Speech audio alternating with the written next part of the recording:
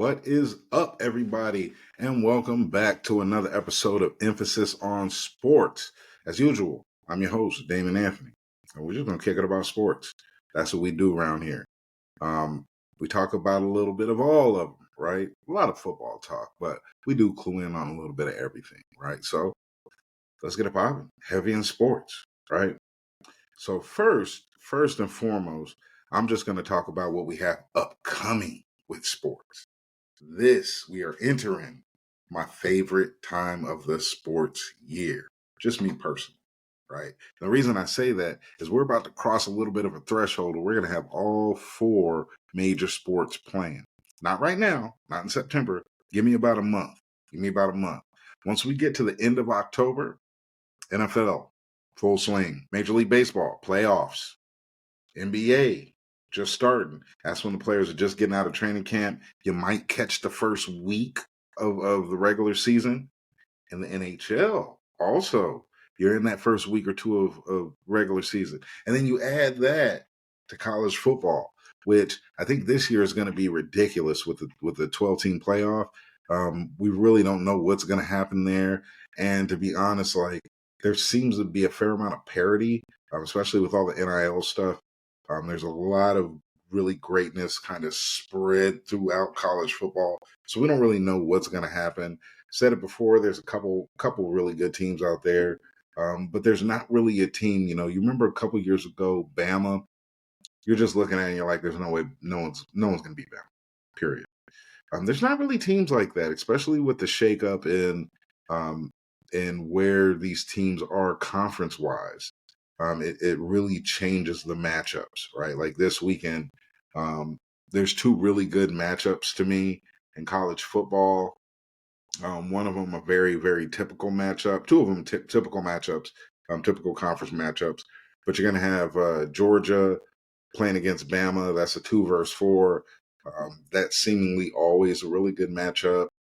I'm gonna say whoever comes out of that one clean is probably gonna have more upside than the other team. Now with the 12-team playoffs, it's not like they're gonna be knocked out of contention, but I do see.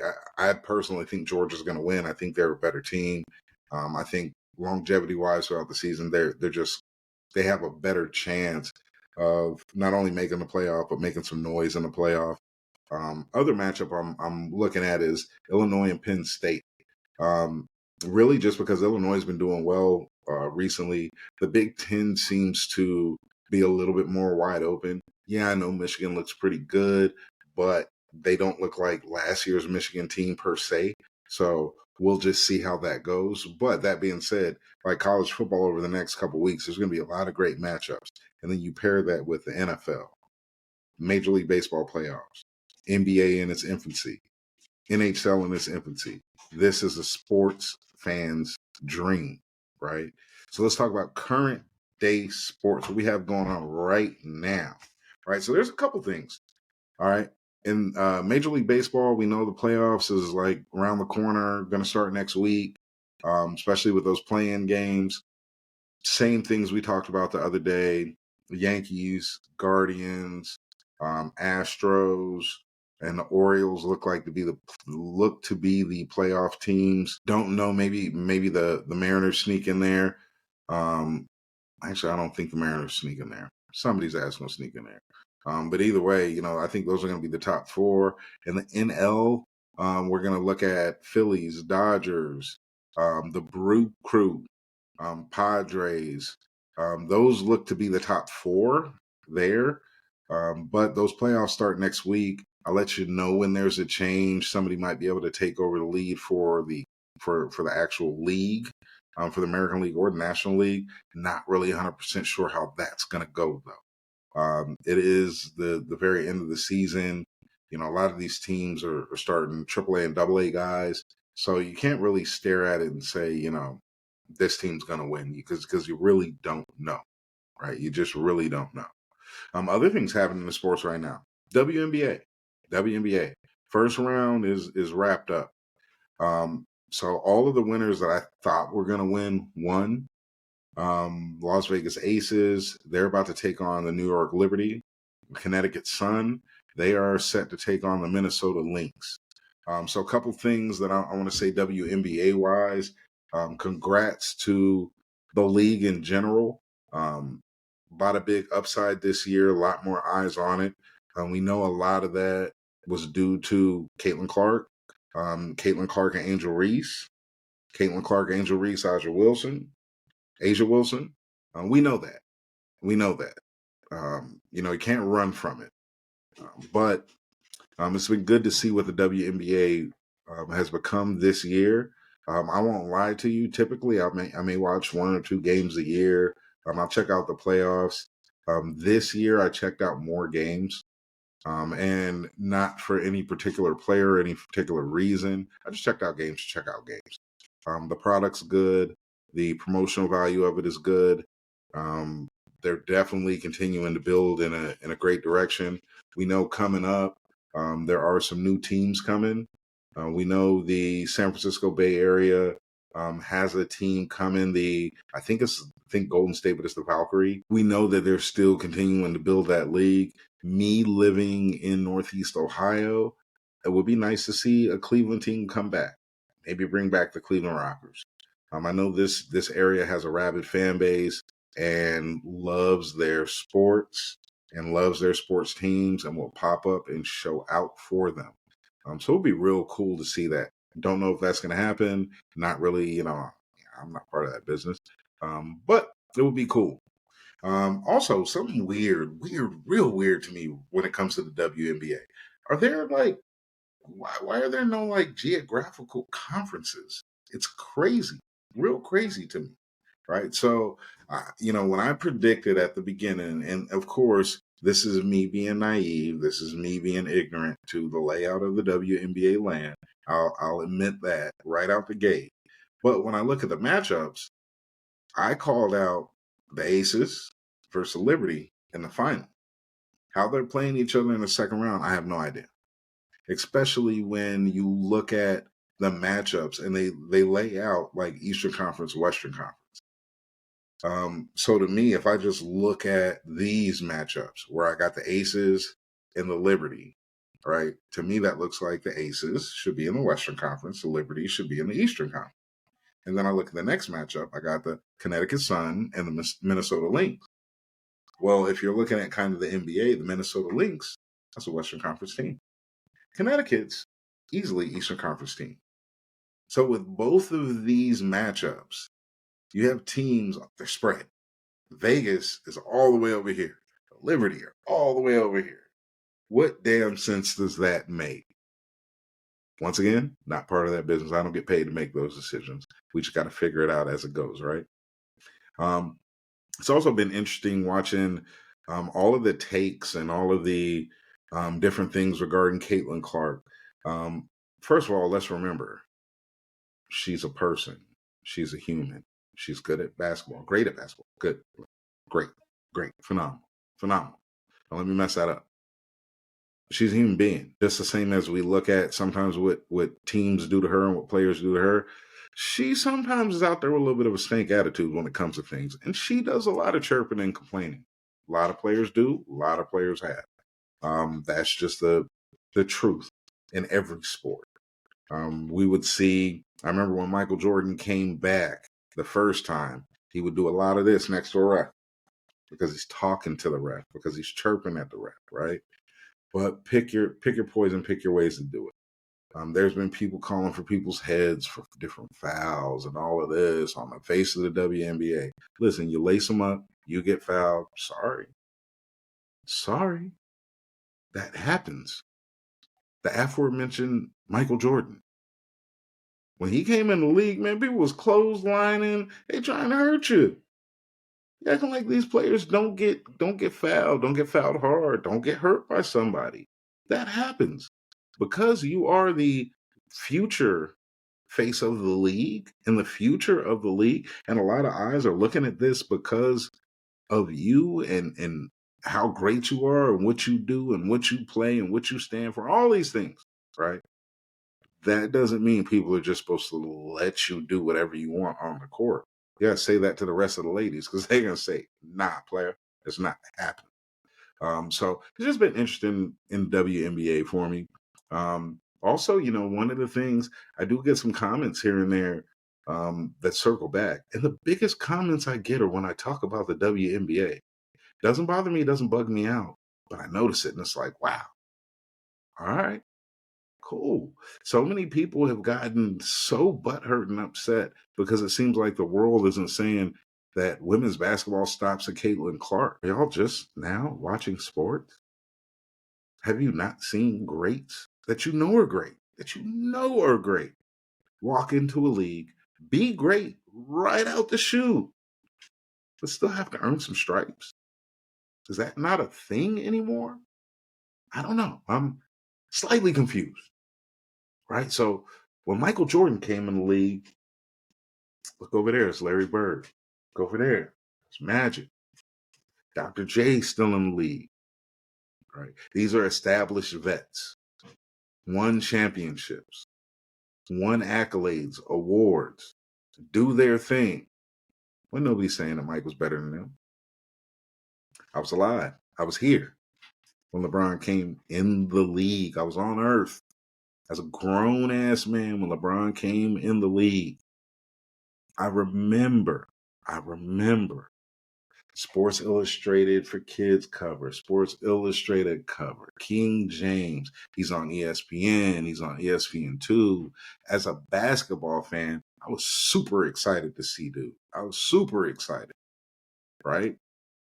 When he came in the league, we all knew if he stays healthy, he's going to be one of the ones. But man, look, man, that's Kobe over there. It's the Iverson over there. You got Kevin Garnett. You got Timmy Duncan. You got Shaq. LeBron wasn't a top 5 player when he walked into the league. And he put up numbers. But just like Caitlin Clark and Angel Reese, LeBron had a Carmelo Anthony. And if anybody remembers, Carmelo Anthony took his team right to the playoffs. And they did a little work. Right? So what that means and what I'm trying to say is LeBron had to earn his stripes. Why doesn't Caitlin Clark? What makes her different? Because just like I said, she's a human. She's a person. She's figuring this thing out. This thing we call life. This thing that she calls professional sports. And everything that comes with it. So as fans, can we just not be a fan of Caitlin Clark? Respect the game. Love what she does. Cheer for her, root for her. But understand that she still has a little ways to go to be the best. She may have the best upside, but the best.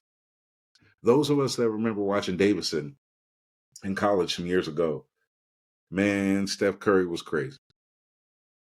That was like prime time. Had to watch it. Fantastic. He came in the league and it took him some years to become the Steph Curry that we see now in the NBA. But he had to earn some stripes. Bron had to earn some stripes. I don't know if many of y'all were around for the beginning of Kobe's career. I remember playoffs, Kobe versus Jazz, game winner, air ball. You know why no one talks about that? Because he earned them stripes to be one of the all-timers. All-timers. This is what Caitlin's doing. I'm here for it. I root for her. I really do root for her. But it's just amazing to me some of the harsh criticism of saying she's not the all-time greatest player, blah, blah. Like, she's fantastic.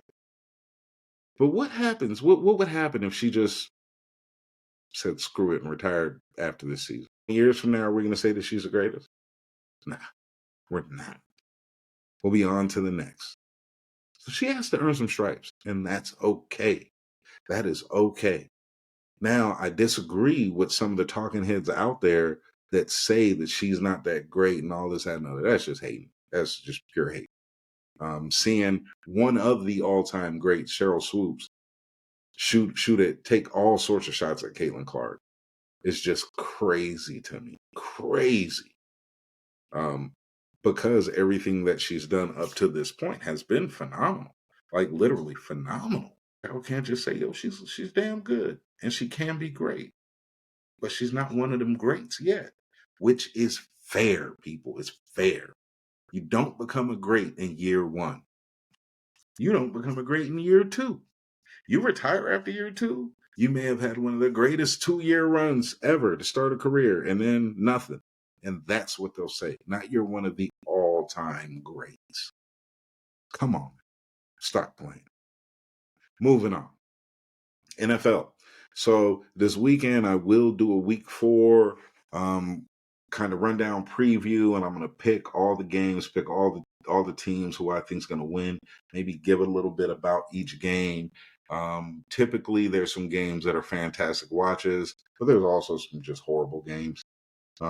So one thing that I have gotten some feedback about that people do like is my nobody cares games. So I'm gonna start having the no one cares game of the week, week, week, week, because by and large there are games that it's just like, yeah, I don't even care. I'm not. Come on, man, I don't care nothing about that. And there's always going to be those games. So I'm gonna check out. I'm gonna scour the schedule. I'm really gonna give a nice heartfelt. No one cares about this game. I'm just right now. I'm scanning these games just to see where it is, right? And by gum, I've found it. I have found it. If you're gonna ask me what I think at this moment, Browns Raiders. But we'll talk more about that later. But at this moment, unless you're a fan of those teams, you live in those areas, no one cares. No one cares, right? Let's get back to today, tonight, Thursday night. We got the Cowboys at the Giants. This is one of those games that's real weird, right? You would think when you saw the schedule come out, week 4, Cowboys at the Giants, knowing that these teams are what they are. All right, the Cowboys can come out there and lay a shellacking on them like they did at the beginning of last season. I don't know right now. Both teams are limping in 1 and 2. Both teams have some valid questions in certain areas, right? So on the Cowboys side, running back is a huge piece. Running back, D tackle. They've given up a fair amount of points recently, which isn't really, this Mike Zimmer and his defense should be better than this. Should be. That's what I would think, right? He was brought in to replace Dan Quinn. I would think that he's either on par or better than last year's defense. So far, not the case. But we'll totally see what happens there. Now on the Giants side, I'm just going to say it, they stink. And one of the reasons why that Cleveland Raider game is such a no one cares game, because the Cleveland Browns allowed Daniel Jones to go out there and look like an all-star, like a champ, like he's been doing this exactly like this. And the Cowboys defense hasn't shown me that they're going to slow him down. I mean, Malik Neighbors, he's coming in looking studly, looking fantastic, which great for him. I don't know if the Cowboys stop him. Now, at the end of the day, my prediction, Cowboys are going to win the game. I think the Cowboys win by over a touchdown, but I have been wrong in the last couple of weeks when it comes to a couple things. I picked the Cowboys to win against the Saints. I picked the Browns to win against the Giants. So I don't know. This is a very interesting, weird game to me. We'll see how it plays out, definitely. Both of these teams need to win this game. Neither one of these teams can afford to go down 1 and 3. You just can't. Even though it's early in the season. I remember one of the things that players would always talk about, their coaches would say, and this is in a 16-game season. It's a little different now, this 17-game season. They look at the game in quarters, right? What you want to do is win at least 3 of those quarters, and that usually will get you into the playoff. Even if you split one of them, right? So if you can go 3 and 4 3 times, that means or 3 and 1, 3 times. That means you're going to be 9 and 3 out of those games. And even if you split the other 2 and just 2 and 2, okay, you're 11 and 5. Usually you get in. There's a little bit change when you add that extra game in there. But with these teams, they can't afford to lose this first quarter like this. You got to at least be 500. Because if not, it's going to be a hurt piece. If not, I don't know what they're going to do. Philly doesn't look bad. Philly looks all right. Washington looks like they're going to be kind of a problem. I'm not saying that they're a contender, they're going to make the playoffs, but I think they're going to win more games than are expected. And they're going to be in a lot of games, a lot deeper. They're not an easy out. Recently last year, they're an easy out. This year, they're not an easy out. On the Giant side of things, just show some growth. A-ball, his job may be on the line a little bit because at some point, he did make Daniel Jones look really well, which parlayed into a contract. These owners don't want to just spend random money for nothing. So it's going to be a little tough to explain. You're sitting there at 1-3. What are we doing? What's Daniel Jones doing? Like, are we dead in the water here? I don't know, but tonight's game is important, even though, listen, I'm a 49er fan. I root against the Cowboys with a passion that burns 100 suns. I could be unbiased and say whether they're actually good or not. They should beat the Giants. If they go out there and lose to the Giants, just like Dayball is on the line, Mike McCarthy, I just don't know. You're on a slippery slope right now. All right, so let's see what happens tonight. Game's going to be, I don't know. It's kind of I don't know. I don't predict a blowout. I do, like I said, predict the Cowboys to win by at least 7, but we'll see what happens in this game. We absolutely will.